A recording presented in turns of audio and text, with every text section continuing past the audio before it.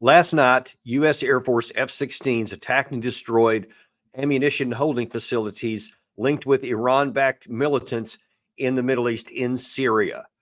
Now, the message that was supposed to have been sent was that this is going to send a message to Iran that they better stop this, to these groups that are in the area, that they need to stop attacking American troops or there's going to be a penalty to pay. I heard many people on the news last night when this story was first breaking say, it's about time. We need to show these guys we're serious about this. We are going to protect American troops no matter what. And they need to understand that there's a price to pay, whether it's Iran or these groups, for attacking United States troops in the area.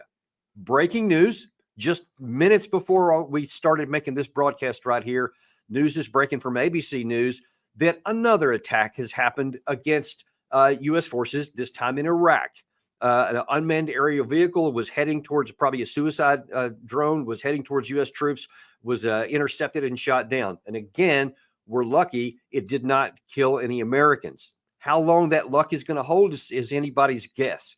But if anyone was confused about whether that aerial strike was going to send a message that the other side was going to get, this puts a hard stamp of a no dead on it. And this is what I've been talking about for a long time. But first of all, I want to show you a couple of things here of what the administration is saying and what they're hoping that this message this sends. John Kirby said this earlier today.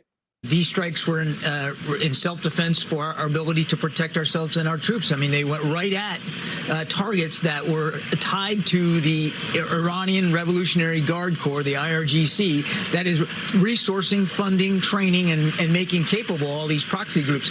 These two targets went right at their storage facilities, weapons facilities, that kind of thing, to try to get at their ability to do exactly that. Yeah, it's not going to have any impact at all. In fact, if anything else, it's going to exacerbate the situation and make them want to do it more.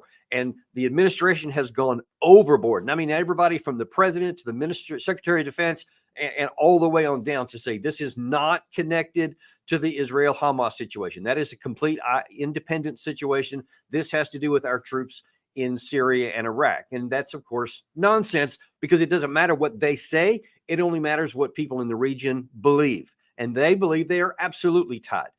Now, this, as I've been saying here, this issue is not about protecting our troops. I'm 100% in agreement that American troops need to be protected, that it is, as Secretary Austin said yesterday, it is a highest importance for the administration to protect the lives of our service members. 100% agree with that. Big time disagreement on how that's done, because no one's examining even what's going on with under the surface here. Why are there troops in Iraq? Why are there troops in Syria? What is the vital interest of America that those troops are actually helping? And I'll tell you, there's none. They shouldn't even be there. And it's not like I'm just suddenly saying, hey, now that I see those troops have been attacked, we should take them out, because so many people just reflexively say, oh, you just want to be an appeaser, and you have to be strong with these guys. You have to be pushed back here or else they'll take advantage of you. And what I've been saying for a long time is that these troops don't do anything for America. And in fact, what they do serve is a point of vulnerability for our country. Definitely not something just came to. This is what I said on Fox News 4 years ago. You said that the best thing that President Trump could do at this point is to pull completely out of Iraq and Syria. That Syria component was one he looked at, and his critics were harsh on him. Why do you say that? Yes, they were. And even on your show periodically. I know you were supporting the president. Yeah, I remember. That's what he should have been doing. And I wish that he would follow through with what he said. He said it twice last year, and yet they're still there, because all they do is pose a threat to be attacked. But there's no security interest of America that they're defending, because those people that are there, they don't have the ability to come and attack the United States. They're stuck in Syria. All we do is take more risk and have the risk of more soldiers being killed, and that does not help.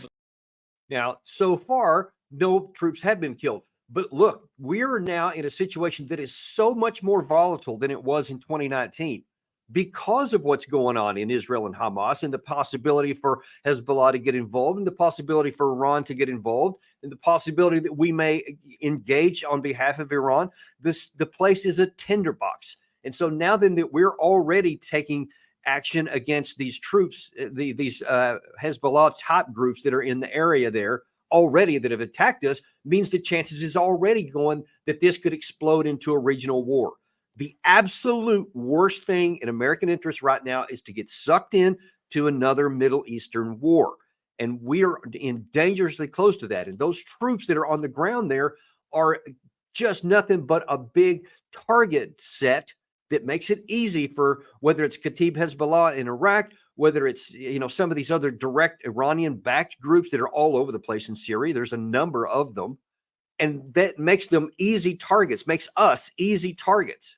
Now, why in the world do you want to put American troops on the ground in harm's way for no valid purpose to our country? Look, I've said this many times before. When I was in uniform for 21 years for combat deployments, I absolutely understood that I may have to sacrifice my life in defense of American interests. And if we were ever attacked, that's just a part of the business. You just understand that's what you do.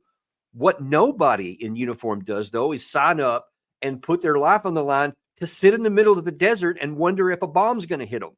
That's not a good use of our troops. And in fact, if you're talking about wanting to protect our troops, they need to be withdrawn. They need to be withdrawn now. U.S. needs to make a smart, rational choice and get those troops out of there so that they're not in pointless harm's way. Being in harm's way to do America's job is one thing, and that's fine. We get that.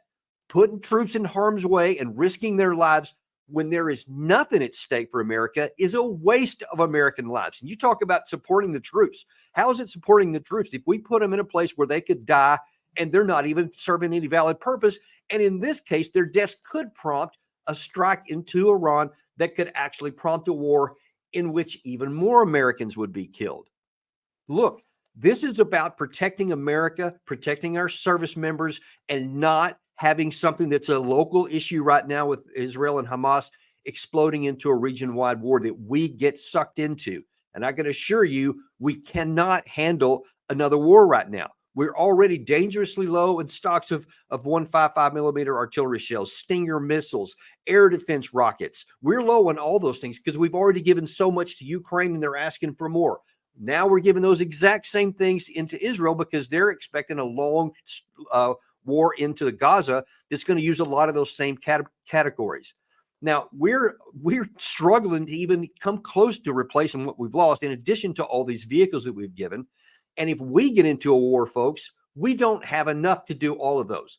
And God help us if anything happens in the Indo-Pacific area. But I won't even get into that now, but you can figure out that would be bad for us. So let's don't risk America's national security by keeping troops in a region that all it does is a strategic risk for us with no upside at all.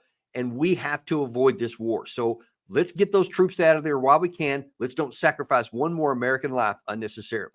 Thank you very much. That's all we got for you on the Deep Dive today. We'll be back this afternoon with another good show. See you later.